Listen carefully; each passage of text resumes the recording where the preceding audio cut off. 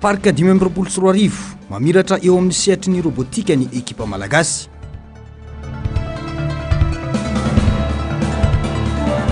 Baccalauréat 5 nisoratra tamin'ny mpilaminana tamin'ny ankapobeny.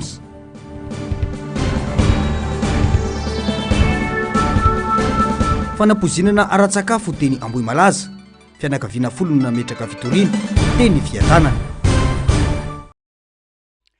Arivany alatsinainy faraiky amby roapolo ny volana Jolay taona 2024 manatra ny fiarabana tompoko lasy sy tompoko vavy tonga soa atao amin'ny fampahalalam-baovao ny fahitalavitra MBS manasanao ampanajany izay anaraka ny fampahalalam-baovao hatramin'ny farany.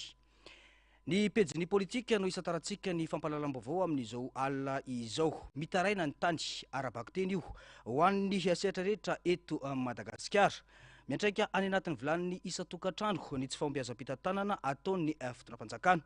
Fampandrosoana manara-penitra no irairaina kanefa na ny jiro sy ny rano azy sahirana ny malagasy vao misitraka izany. Ny sehatry ny fampianarana mila tsy ho vitan'ny malagasy intsony amin'izao fotoana izao. Voatotoina sy voasaringotra ny aina no ny tsy fantrana lalina misy eto amin'ny firenetsika. Voatotoina sy voasaringotra ny aina no ny fandriam-pahalemana. Voatotoina sy voasaringotra ihany koa ny aina satria tsy afaka mitsabo tena. Voatotoina sy voasaringotra ny aina satria tsy afaka misakafo ara-pahasalamana ny ankamaroany ny malagasy. Fampahalalam-baovao ny MBS. Miaina ao anatin'ny fahantrana lalina ny andavanandro mpianatra malagasy. Raha miresaka fampandrosoana sy fahombiazan'ny politika mpitantanana ny fitondrana sy ny pombazy, ny mifanohitra amin'izany no iainan'ny malagasy satria velona fa mitsipozipozy. Tsy voafehy ny fiakaran'ny vidim-piainana, tsy ampy ny asa mba tsy ilazana hoe tsy misy. Any ka mitaingy tamboho irena vita fianarana, na koa mandositra any ivelany, mitady ny tsaratsara kokoa. Mirongatra ny tsy fandriam-pahalemana na antsana an-tanàna, kanefa ireo mpitandro ny filaminana mitanin'andro, miandry ny kianjan-telo 12 Mey babangona isan'andro. Mampiteny ny mona ny kolikoly, miraviravin-tanana ireo tantsaha, mitombo ireo mpangataka, ary tsy vitany hoe eny an'arabe intsony izany. Mitombo isa ireo matory endrehetra ireny, tsy manana trany alofany. Ny jiro sy rano tapaka lava tsy lazainy intsony, sy ny maro hafa tsy voatanisa. Tsy mahagaga, raha betsaka ireo tratry ny areti-tsaina, 800 ny mpanao fanadiadiana. Mivoaka ny antotanisa, mihoatra ny 700 amin'ny malagasy no miaina ambanin'ny fahantrana, hoy ny banky iraisam-pirenena. Ny vola miditra isaky ny olona dia eo amin'ny $7,500 fotsiny isan-taona. Izany hoe miaina latsaky ny $2.5 isan'andro, na $7,000 eo. Raha ampitaina amin'ny firenena hafa toa ny Kenya dia $200 isan'olona ny azy isan-taona, na i Ghana $800 isan'olona isan-taona.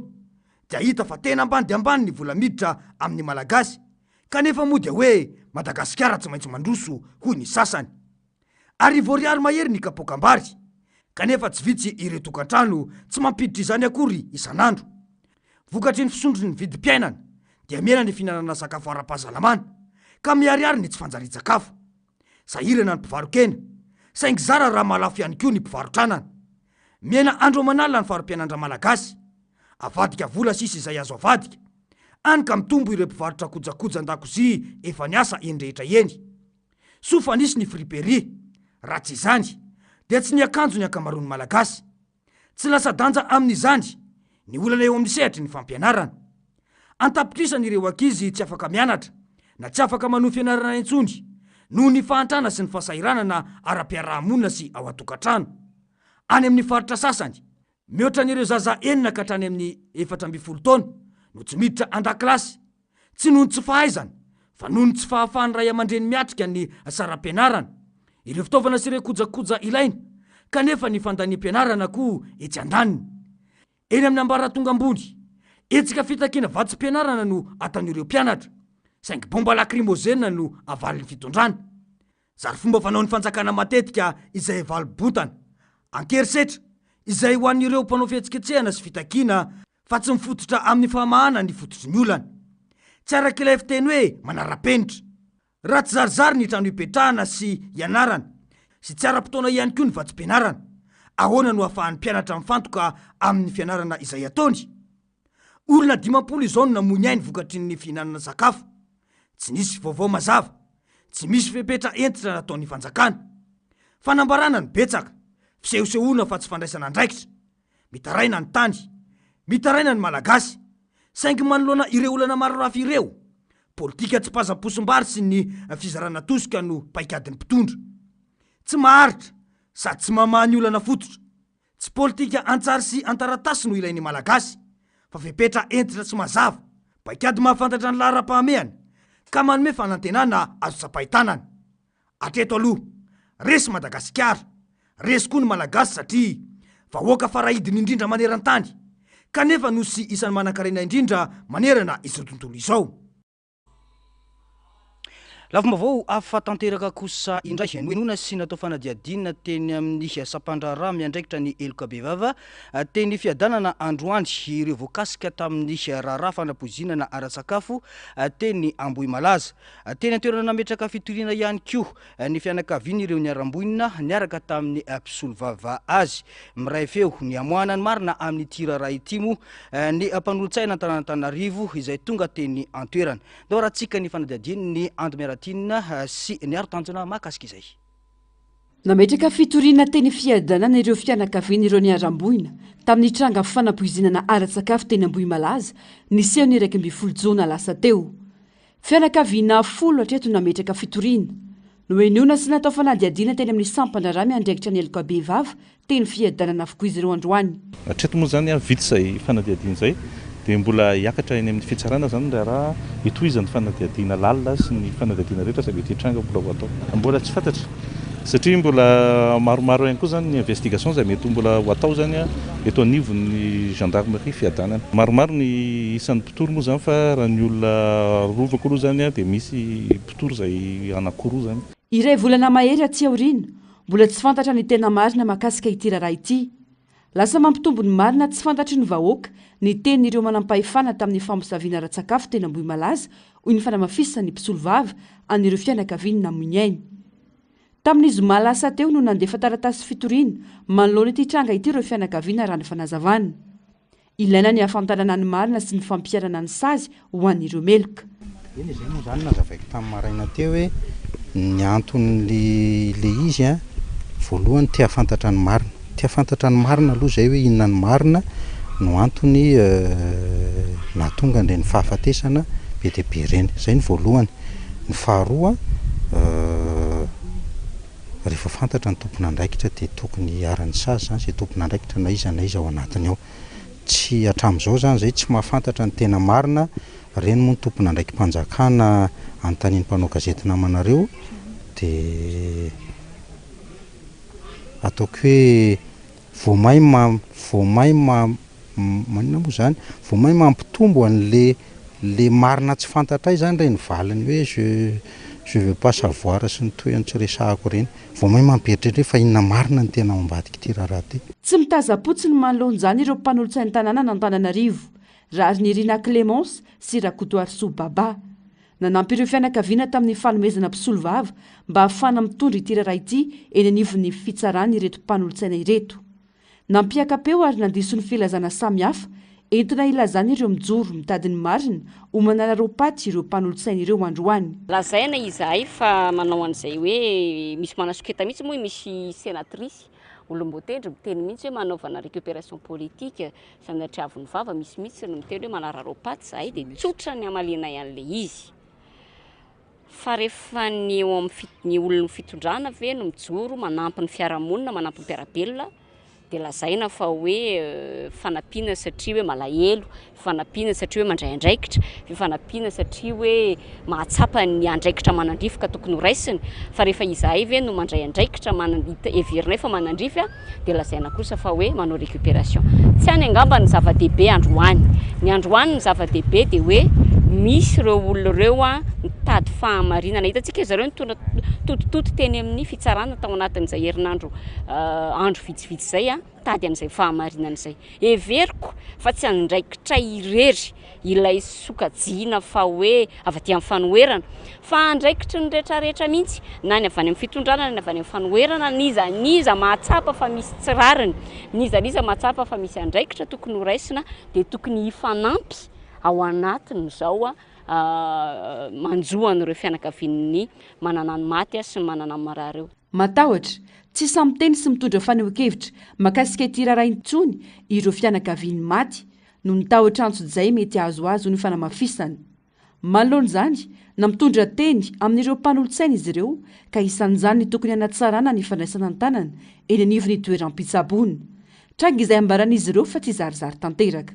Rehefa niresaka tamin'izy ireo izahay anankiroa ny hevitra lehibe ny tenenin zareo taminay dia ny hoe ampitao amin'ny lafiny serasera fa betsaka ny tehiteny ary betsaka ny te hilaza zavatra ao anatin'ireo fianakaviana ireo tompoka fa dia matahotra noho ny inona noho ny mety antso-jay, matahotra ihany koa satria misy amin'izy ireo ary maro amin'izy ireo ny mbola manana marary tsaboana ankoatran'ireo efa maty. Nampita taminay izy ireo tompoko ny amin'ny hoe tokony maro no voatsabo sitrana ara-potoana raha tsara ny fandraisana tao amin'ny hopitaly mba jereo ireo tompoka afatra avy amin'ireo fianakaviana ireo fa dia mafy ary marary azy ireo loatra ilay kitakita ilay traitement tamin'ireo marary ireo vao tonga indrindrandrindra ny andro rozy ny andro fahatelo voalohany.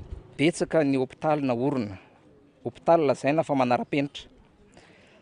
Maninona rehefa olona akaiky ny mpitondra dia mandeha mitsoaka mitsabo tena ny ivelany. Maninona rehefa eto Madagasikara dia mizaka n'izay zakainy eto izany ny vahoaka. Raha ny vaovao samy hafa ankoatra ny fianakavian'ireo namony ainy dia fantatra fa nivoakan'ny hopitaly tany Kiomariany Fenoasina ilay tovavy tompon'ny fety nitrangan'ny loza ary natao famitorana teny fiadanana. Efa voatazina eny an-toerana ihany koa ny reniny tao aorian'ny fanadihadiana natao azy omalitra ny vaovao ihany. Tazana teny fiadanana ihany koa ny vadin'ilay iray amin'ireo tovavy voalaza ho tompon'antoka tamin'ity raharaha ity.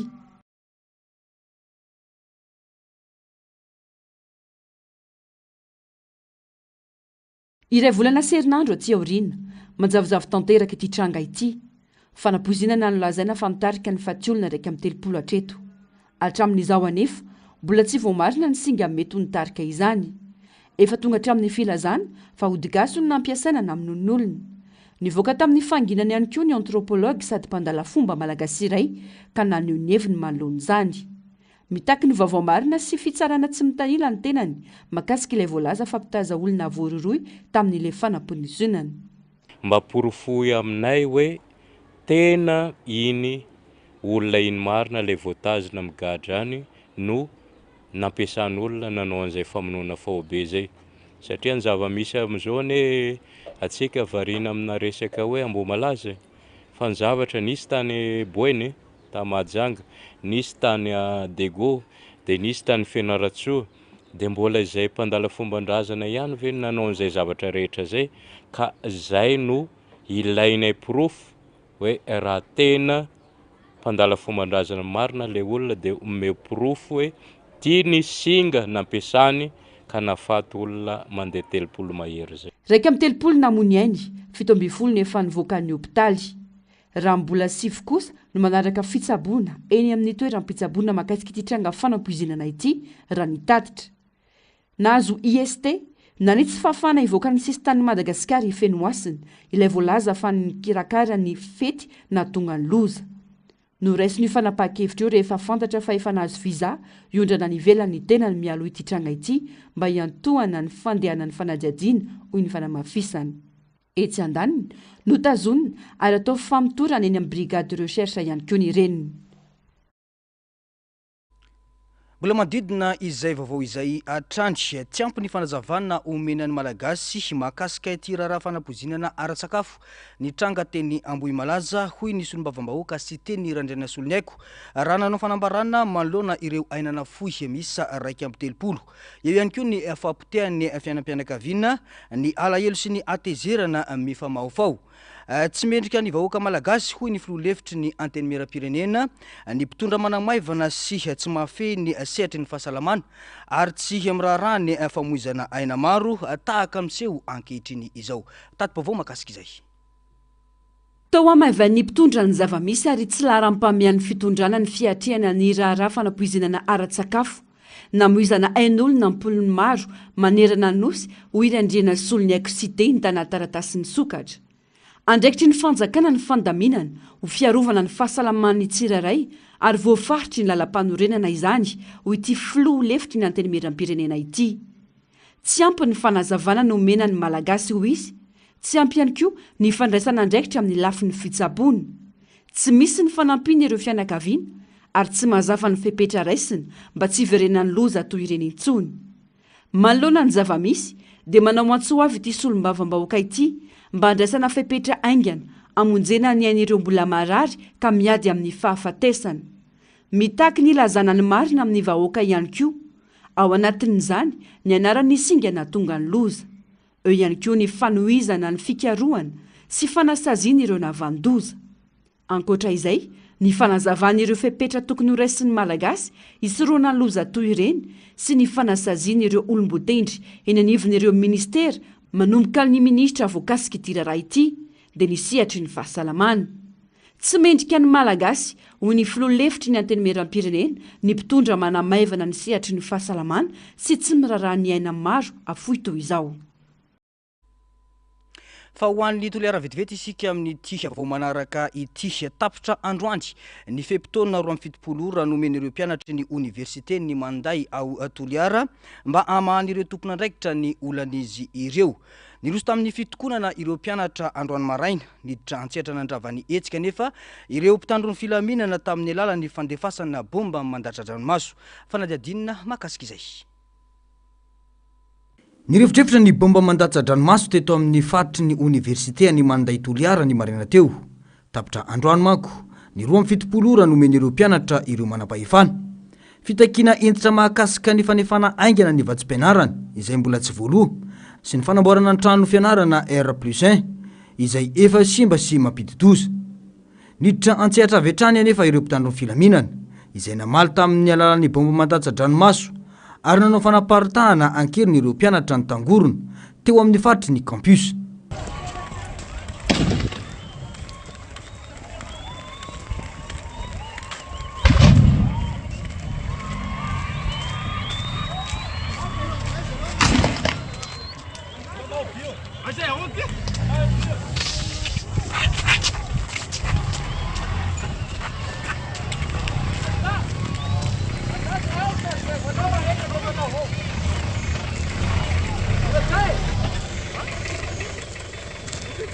Tapitra androany, ny fepitona nomen'ireo mpianatra ireo an'ny tompony andraikitra amahana ny olan'ny vatsim-pianarana sy ny foto-drafitrasa ka izany nanosika azy ireo anao izao hetsika izao. Takinay ary apetrakanay ao amin'ny OMC fa tsy azo atao ny misambotra mpianatra tsy ara-dalàna ato anatin'ny campus. Dia mbola manao antsoavy zahay amin'ny tompony andraikitra mahefa mikasika ny salle de classe. Dia izay ny zavatra apetrakanay androany. Noho izany na dia misy ny fifampiresahana, na dia misy ny vahaolana zay aroso ny raha tompony andraikitra ambony amin'izay lalana bosa sy ny R+ zay mbola mitohy ny fitakinay raha tsy tratra ny tandrona. Mazava ho azy fa mbola mikantona ny anjery manontolo ny toliara, mazava ho azy fa mbola tsisy zavatra mandeha ny eto amin'ny université ny toliara ka dia apetraka aminareo tagna tomboko zay tompony andraikitra ambony fa izay mpianatra dia mitaky ny zony feno. Nilaza ihany koa izy ireo fa resaka ahelin'ny sasany amin'ny hoe misy ambadika politika ity tolona atao izy ireo ity. Nanamafy izy ireo fa zonay no takinay andrasana ny fivoaram-baovao. Iny vaovao ihany koa no hiampitatsika tanteraka ao anatin'ny tontolon'ny fampianarana amin'ity alina ity. Nizotra ampilaminana ny fanadina mpanjakana baccalauréat amin'ity andro voalohany ity. Ankoatra ireo mpiadina tazana teny amin'ny ivon'ireo toeram-panatanterahana fanadinana ihany koa ny ray aman-dreny. Izy ireo izay miantsony amin'ny isin'ny fanadinana mangarahara araka ny tokony ho izy, indrindra ao anatin'ny fitoniana tanteraka, ao anatin'ny tapabolana hiatrihan'ny zanaka malagasy ny fanadinana. Tao aratsika ny tady vaovao ny Andry Miaratina eo amin'ny sary sy rendratsariny ny Aritanjona. Nanana folo volana niomanana hiatrana ny fanadinana ireo mpiadina baccalauréat. Ny taranja filozofia sy ny anglisy no nanomboana ny fanadinana tamin'ity alatsinainy ity. Samy naneho ny fahitany ny fanadinana no samy nampiatra izay fikafika kely fanaovan'ny famerenana ny mpianatra tsiraray. Somary mafimafy kely fa fitaya. Ho anazy zao mbola mamerina anglais kely. Mamerina moa zany raha merina tsy fa tsy fotoana intsony fa juste mijerijery fotsiny dia hoe aonare zany tsy manao révision zany fa juste mijery kely zay tsy tadidy kely fotsiny zany. Manana ny safidy tsiraray amin'ny sokajy misy azy ireo mpiadiny. Itovizan'izy ireo hevitra kosa ny azona antoka sahady ny amin'ny ho avy ao aoriana na izany amin'ny sehatry ny asa na ny lalam-pifanana ao araina eny amin'ny université. Dia seriany moa zany hoe TFFI dia foie industriel na tonga na safidy an'izay indray safidy manokana ho anahy mihitsy zany hoe izy hoe anao ingénieur ohatr'izany. Jerena kahe tsy maintsy misy hoe jerena kely ihany aloha alohan'ny atory dia alohan'ny andeha hiala ao an-trano dia mivavaka amin'Andriamanitra ny amin'ny zavatra rehetra izay atao mila kinina amin'Andriamanitra daholo ny fanadinana rehetra. Any amin'ny université zany tonga dia ilay zavatra ataoko aty amin'ny teknika ihany tonga dia any amin'ilay filière ataoko rehefa any universitaire. Ohatra hoe génie civil zao a dia nefa izay mihitsy tiako atao rehefa université any amin'ny université. Amin'ny fanadinana nasionaly ny baccalauréat mitovy ny laza adiny manerana ny nosy. Samy manana ny fandaminany manokana kosa nefa ireo fitoeram-panadinana. Ho an'ny eto amin'ny élément Peflo, mahatratra 3,960 ireo mpiadina, mizarazara amin'ny efitra ny mpanadinana 3,900. Tonga 100 ny mpiadina ny maraina teo. Izy ireo izay teknika avokoa no manao fanadinana eto. Misy ny fepetra manokana raisy ny fitoeram-panadinana amin'ireo mpiadina manadino na tsy mitondra taratasy fiantsony. Raha tonga eto aminay izy tsy mitondra ny taratasy fiantsona dia manana base de données zay efa ahafahana manamarina azy. Zany hoe base de données izay tokony isin'ny sarin'ny mpiadina nandritra ny fanamboarana sy fisoratana anarana tena amin'ny université Antananarivo tena amin'ny office du bac ka ampitoviana ao hoe mitovy ve le olona sy le sary misy ao aminay.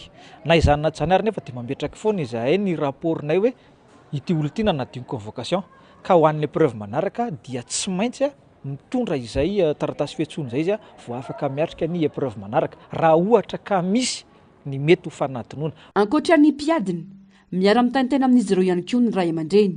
Maro ireo nanajano any asa aman-draharaha anohalany ireo zanany.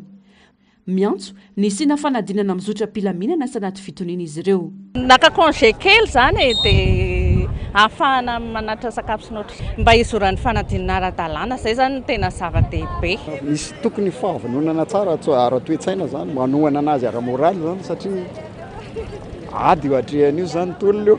Dia 2 semaines teknika ny anay taitaina mihitsy aloha zany hoe tsy aseho azy le izy. Tsy atao masiny le izy zany fa miezaka mijoro maray aman-dreny foana dia mampahery mampitraka tsy modina tsity zany lafiny rehetrarehetra zany fa ianao mba harofa nanapaka tsy niasa mihitsy toko naka congé satria andro ray sarobidy eo amin'ny fiainan'le zanaka io. Ny tombony isan'ny mpiadina amin'ny fanadinana baccalauréat ny taona ity raha oharina tamin'ny taondasa 3,740 sy 4 hetsy nisan'ireo kandida voasoratra anarana amin'ny baccalauréat 2022 raha 5,740 sy 3 sy 4 hetsy izany tamin'ny taona 2022. Araka ny tarehimarika navoaka ministera ny fampianarana ambony sy ny fikarohana ara-tsiansa.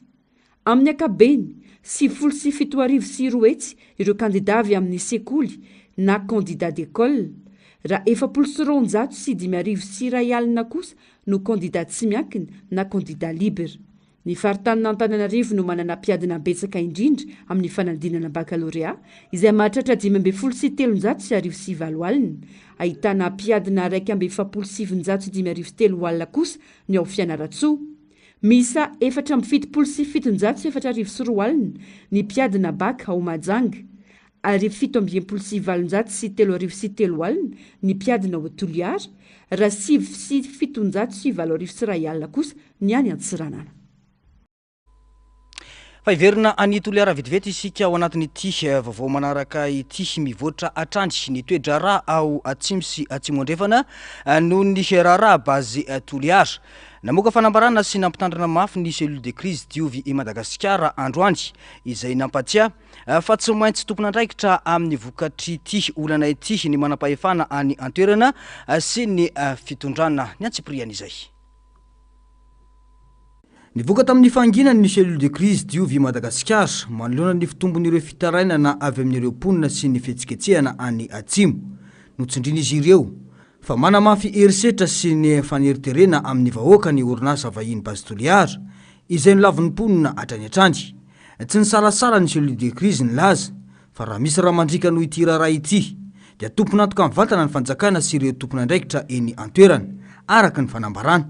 Teo aloha toliarasany no ravana ary najano tanteraka noho ny vokadratsy mitera-doza sy sampona. Tomponantoka ianareo mpitondra eto toliara raha misy raha mandriaka sy faty olona mahatsiravina manodidina Antaboy, Belalanda, Antsonabo, Maromiandra, Ranobe Ankilimaliniky, Tsianisia, Antsafanoky, Antsoitsy satria maro tsy manaiky fa fatra ivontoerana iveloman'ny tanjaha, mpamboly, sy mpiopy io toerana io no koa hoihoy faly teratany hafa na vahiny. Masina ny tandrazana ka tsy amidy, tsy atakalo vola. Mitaky fanajana ny zonimponina sy fanapahana mazava amin'ny rarabazitoliara ny Diovy Madagasikara izay milaza fa tsy azo ekena intsondry ny fandrahonana sy ny fanitsakitsahana tanindrazana atao amin'ny malagasy. Fa tandindomindoza ny varika eto Madagasikara manoloana ny fomba fanao mamoetra miantra amin'izy ireo ankehitriny.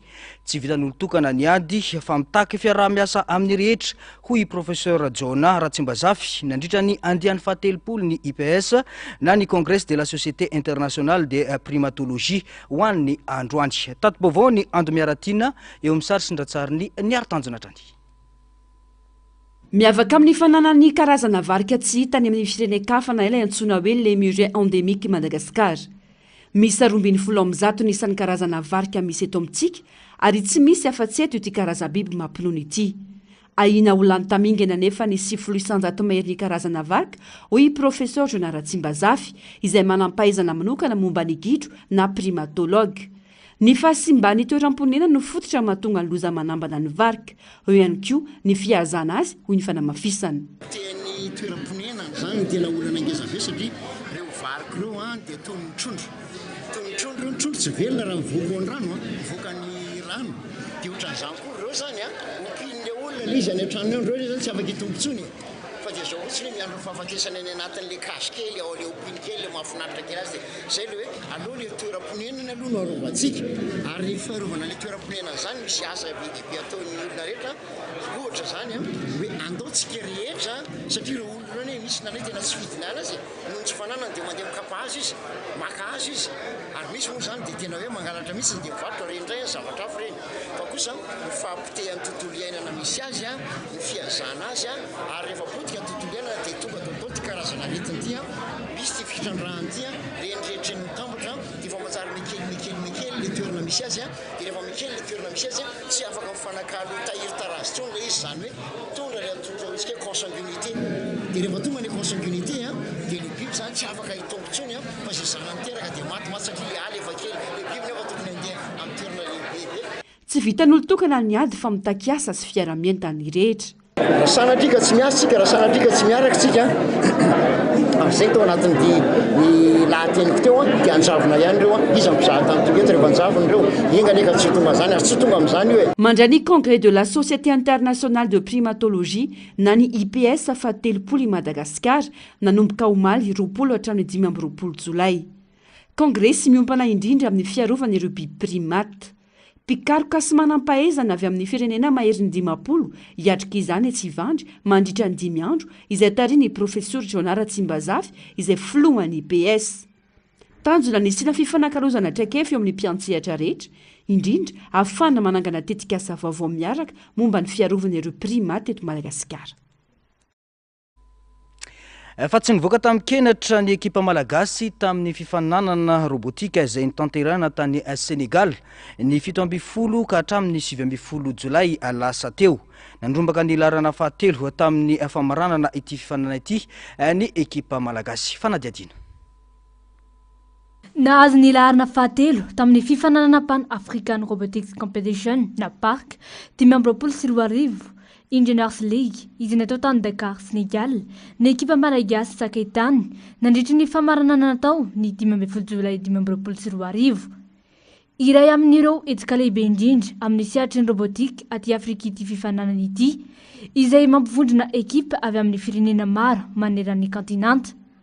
mpianatra efatra avy ao amin'ny sekolim-pirenena momba ny informatika na ny ENI sy ny GEIT tanàna no nandrafitra ny ekipa Saketany. Vehivavy avokoa izy ireo, ahitana ny rinkovoavy Johannes Ramiantso, Ilmaombo Randrianatoandro, Taina Soa Misandritra Razavitsalama ary Tiariniana Arabe Armanana.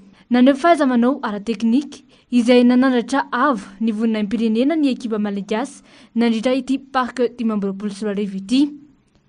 Manoloana izany dia naneho fankasitrahana ny ENI noho ny zava-bitan'izy ireo. Nilaza ny sekoly fa maneho ny vokatra azo avy amin'ny fanofanana teknika sy siantifika avo lenta izany ary marika ny fandraisana anjara mitomba atao amin'ny tanora, indrindra ny vehivavy eo amin'ny sehatry ny teknôlôjia. Mampiseho ny fandrosoan'i Madagasikara eo amin'ny sehatry ny fanabeazana ara-teknôlôjia ity vokatra ity. Na dia eo aza ny fanamby amin'ny resaka loharano sy fitaovana dia naseho ny ekipa Saketany fa azo tanterana ny fandraisana anjara amin'ny sehatra iraisam-pirenena rehefa misy fanomanana sy ezaka matotra avy amin'ny mpianatra. Tontolo ny tsipika nety be natsakan'ny malagasy ny lalao famaranana tamin'ny lalao tsipika nety be top 500 natao ny farany herinandro lasa teo tao Saint-Bonnet le Château any amin'ny loharano natanterahana ity lalao ity. Ny batany fandresena ny ekipany Yves Rakotoarso Faratina Itina Kely Rakotonirina ary Faralahy Joseph Urbain. Fanadiadina. Ny bata fandresena ny mpilalao tsipika nety be malagasy nandritry ny fiadina ny amboara national top 500 tany Saint-Bonnet le Château tamin'ny farany herinandro teo. Tamin'ny famaranana dia malagasy 100 no nifaninana, triplette notariny Yves Rakotoarso, Faratina Kely Rakotoniaina ary Faralahy Joseph Urbain Baloto raha manantiaray ka izy ireo no nazy ny amboara tao aorian'ny fandresenan'i Jean-François Zigle Rakoto-Djanbe, Tina Laurent Tonnerre Zanandrakoto ary Lova Satamandimby Rakotoarso tamin'ny isa 13 noho ny 12. Nafinaritra ny fiandohana nataon'ny ekipandry Zigle, Tonnerre ary Lova tena amin'ny borodrome ao Saint-Bonnet le Château any amin'ny départemental Loire, faritra Auvergne-Rhône-Alpes any Frantsa. Ity triplette ity dia efa nitondra isa 12 no aotra saingy voafandrika tamin'izany isa izany ka tsy afaka nanoho intsony. Ny ekipany Yves Baloty ary Tina Kely kosa no nahavita nanararaotra ny toetrandro ratsy mba anarina ny isa ka nahazahoana fandresena. Nikita ny orana kanefa dia nahavita remontada mahery vaika izy ireo avy amin'ny isa 4 no 12, lasa 10 no 12 ary dia nikatana tamin'ny fandresena 13 no 12 teo anatrehany mpijery marobe mpakafy tsipika nety be. Eo amin'ireo maresaka avy any ivelany kosa any Indonezia nirehatra ny sambo fery ilay omaly atoandro avy any Melogone ho an'ny Monado ity sambo ity. Telo ireo namoiny any vokatra izany mahery ny 500 kosa ireo olona voavonjy sy nafindra toerana nandritra izany. Vaovao nangon'ny sarobidy rarinirina no hoentina amintsika momba izay.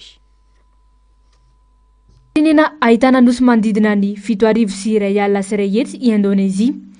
Iray amin'ireo fitaovam-pitaterana mahazatra ampiasain'ny mponina any atoerana ny sambo fery. Matetika nefa dia hitrangana lozam-pifamavozana amin'ity karazam-pitaterana an-dranomasina ity noho ny tsy fanarana ny fitsipika fiarovana. Nirehetra tamin'ny alahady lasa teo ny fery KM Barcelona 10 raha hiazo any Manado nainga avy ao amin'ny serantsabon'ny Melanganina. Tapakandreo no faharetany ity dia ity ary fatao andavanandro izany, hoy lehibe ny Toby Manado. Olona telo no namono hainy vokatry ny loza ary 700 mahery no voavonjy raha nambaran'ny mpamonjy voina Indonezianina. Sambo iray ihany mpiambina mony tsiraka, sambo 9 mpamonjy voina ary sambo kely maro no nalefa anatanteraka ny asa famonjena raha ny ango-baovao. Maro tamin'ireo voavonjy avy any an-dranomasina no nentina teny amin'ireo nosy manodidina. Nanampy tamin'ny famonjen'ireo mpandeha ireo ny mpanjono izay nitondra gilet de sauvetage ka nireny teny an-dranomasina. Hita tamin'ny alalan'ny sary naparitaka tamin'ny tambajotry sosialy fa nisy tamin'ireo mpandeha no nitsambikina tao an-dranomasina raha mbola niredareda ny afo ary nahitana setrika mainty teo amin'ilay sambo fery.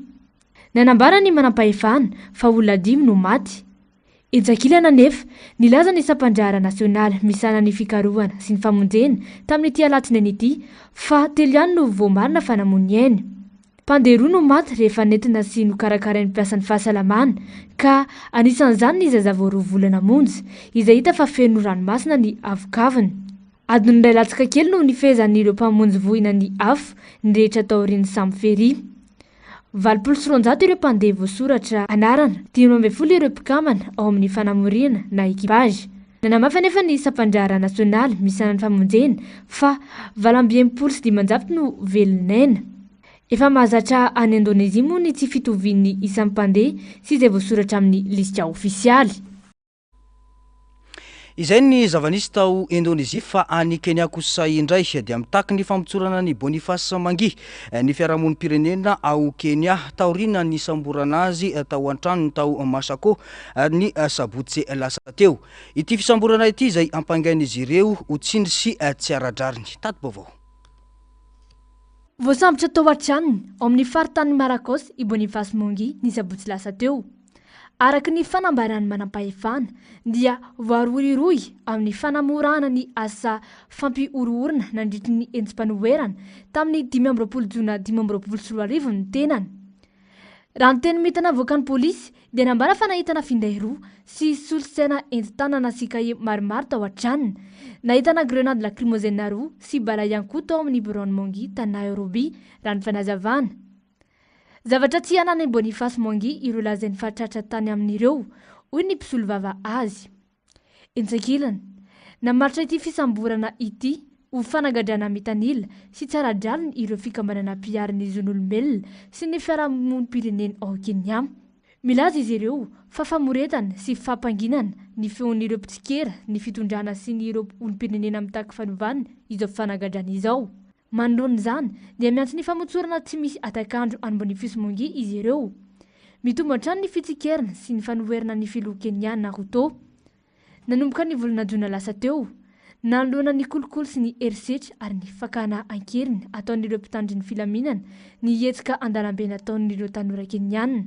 Isan'izany ny nahafatesan'ilay blogueur iray izay mbola teo ambany fanaraha-mason'ny mpitandry filaminana. Hatramin'ny andohan'ny hetsika, olon-jato no namohaina vokatry ny fifandonana amin'ny mpitandry ny filaminana. Raha ny fantatra dia niatrika fitsarana androany i Boniface Mangi. Zao kosa dia arahantsika ny hafakely maneran-tany. Zokiolona vehivavy 470 taona teratany Meksikana no tratra saika hanondrana rongony mariro ana. Nomelohin'ny fitsarana ny toerana higadra mandra-pahafatiny ity zokiolona ity. Marina fa voaheloka higadra 12 andro izy ka raha mbola velonaina dia miampy 12 andro hatrany ny saziny mandra-pahafatiny.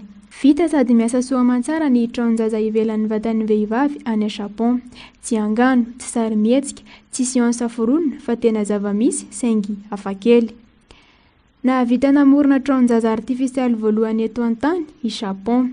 Miasa tanteraka ity traonjaza artifisialy ity. Tsy santionany, tsy andrana fa tena mamokatra. Voafehy tanteraka ankehitriny ny tontolon'ny traonjaza toy ny oksygène, ny otrikaina terina, ny fako esorina toy ireny traonjaza ao anatin'ireny ireny saingy traonjaza tsy misy ireny fa misy aina. Ho an'ny zaza teraka aloha loatra ka tsy ho tafavoaka velona dia ity traonjaza ivelan'ireny ity no fotoam-pahaveloman'ny faharoa. Ho an'ny mpivady sahirana amin'ny tsy fahazoana zaza dia ity traonjaza artifisialy ity koa no vahaolana vaovao. Azo atao tsara araka izany ny miteraka fa tsy mitondra vohoka. Tao amin'ny lycée Shaanxi, Chine no nahitana ity lanonana ity ny voalohan'ny volana Jolay lasa teo. Tazana naka ny diplôma ny robot humanoïde iray antsoina hoe Shang. Gaga ny rehetra, nanao akanjo sy nitondra kitapo toy ny mpianatra rehetra izy. Voalaza fa tsy nisy olona nanara-maso na nifehy azy mivantana tamin'izany fotoana izany. Mampatsiahy indray izany fa mikendry ny hopitarika maneran-tany amin'ny tontolo io i Chine amin'ny taona 1720. 70 amin'ireo orinasa 70 mpanamboatra robot humanoïde maneran-tany no an'ny Chine raha toa ka 30 no an'ny États-Unis. Tsy voalohany i Chine no napiditra ny robot tamin'ny fiainana andavanandro toy izao. Tamin'ny volana Jona lasa teo dia efa nanatanteraka baolina kitra ho an'ny robot zareo ary efa nampandray anjaran'ny robot tamin'ny fifaninanana semi-marathon ny volana Aprily. nasian'ny vovotany avy any Texas tao ambanin'ny fandrinany teran'ny vadiny tany Italia mba ahafahany milaza fa teraka tany amin'ny tany Texan ny zanany. Monina ao Italia itony Traconi mpilatsaka amin'ny Elnaina ary teratany Amerikana. Tany Texas no nahaterahany sy nanabeazana azy. Maniry mafy ny ahaterahany zanany any amin'ny tany Texan i Traconi na dia mifanalavitra aza i Italia sy Texas. Noho izany dia nandany vola mihoatra ny $200 ny tenany nanafarany vovotany avy any Texas. Rehefa tonga tany Italia izany ary neken'ny faditseranana dia nataony atsokosoko tao ambany fandrinany terahan'ny vadiny tany amin'ny hopitaly.